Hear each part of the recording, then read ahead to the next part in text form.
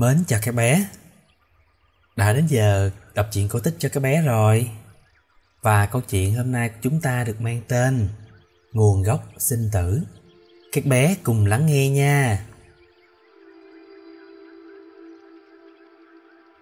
Bóng hồng vừa gác núi, chim chóc từng đàn lũ lượt bay về tổ, kêu la rộn rịp. Trên con đường mòn khúc khuỷu, các bác tiều phu vội vã cất gánh củi lên vai trở về làng mạc. Tiếng náo động vắng dần, quang cảnh rừng rú mỗi lúc càng tĩnh mịch.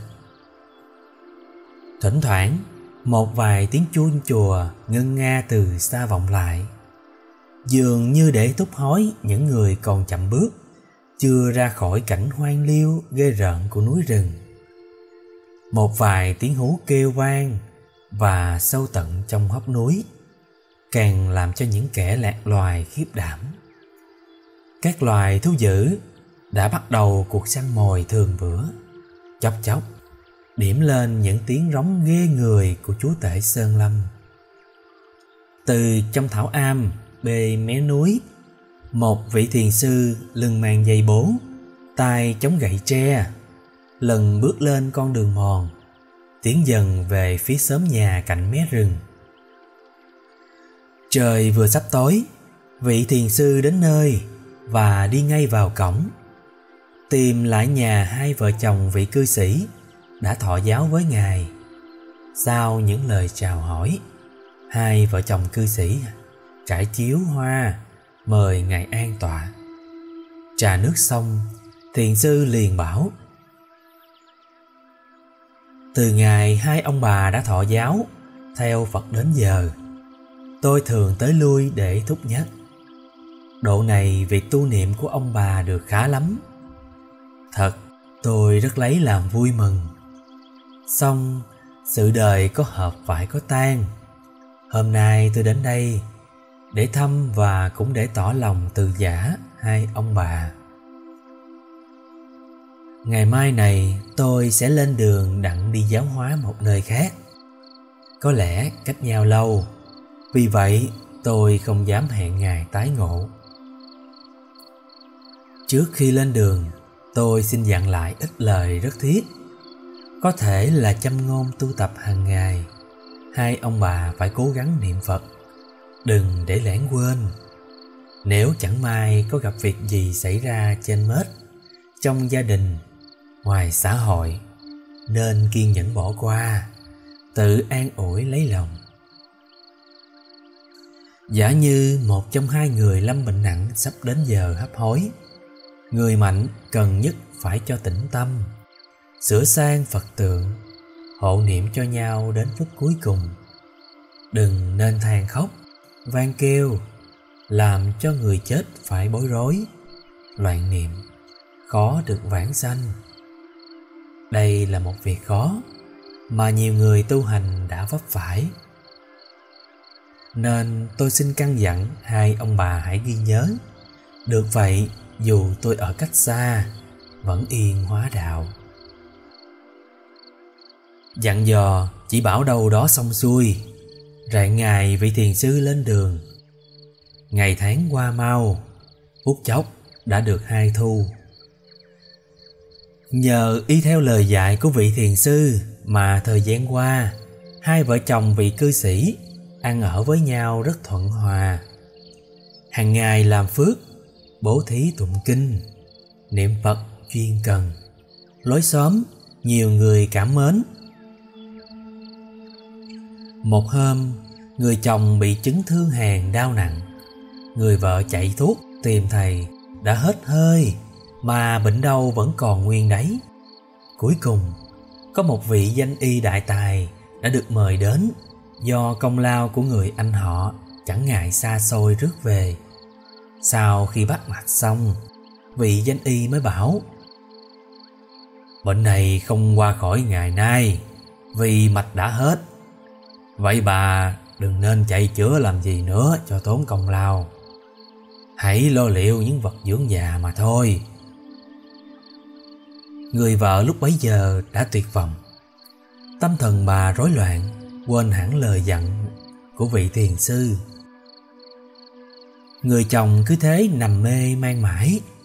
Trong tình cảnh này, vì thương chồng, vì tuổi phận, người vợ chỉ có nước gục mặt bên chồng, khóc kể liên miên.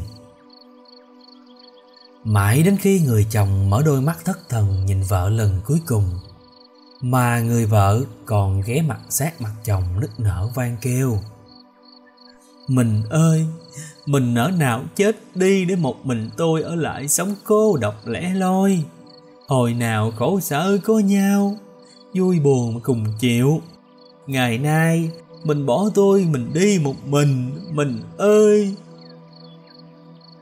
Tội nghiệp người chồng vì nghe lời lẽ quá bi ai của vợ. Cảm tình ân ái bất giác nổi lên.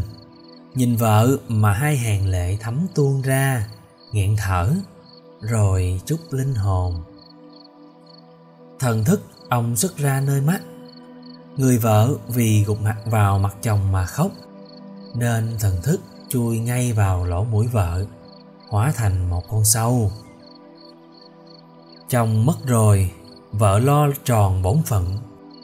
Chôn cất xong xuôi, đám ma cũng khá lớn.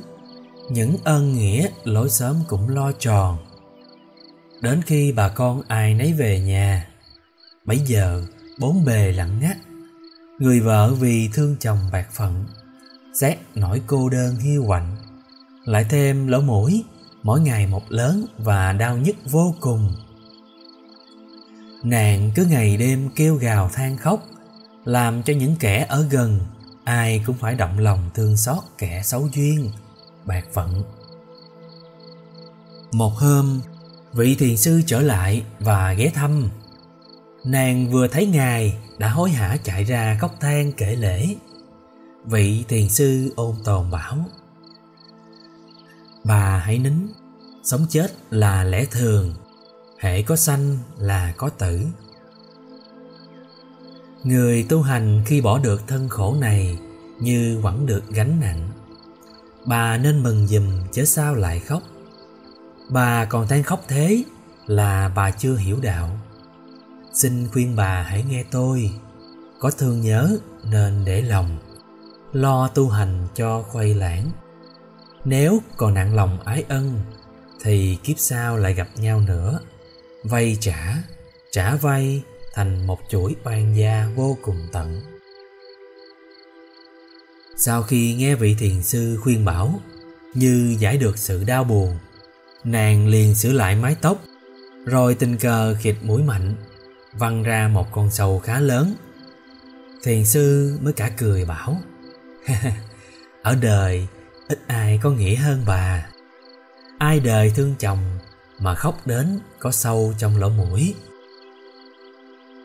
Nàng mới thẹn quá, toàn lấy chân dậm chết con sâu.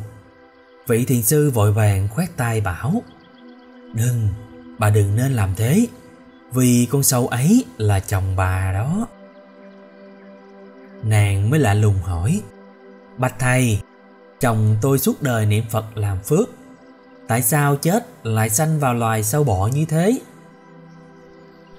Thiền sư mới bảo: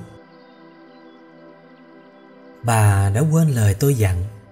Khi chồng bà chết, bà không lo tụng kinh niệm Phật và khuyên bảo chồng bà khởi chánh niệm. Bà lại còn đem tình ân ái kể khóc than, nên chồng bà khi sắp mất, bị lòng thương vợ, nặng tình ân ái mà lãng quên chánh niệm. Vì vậy nên thần thức luyến ái không thể vượt lên cao, mà phải chui vào mũi bà, thành sâu thành bọ. Thầy ơi, uổng một kẻ tu hành, đã mong thoát kiếp luân hồi, lại còn bị ái ân cột chặt.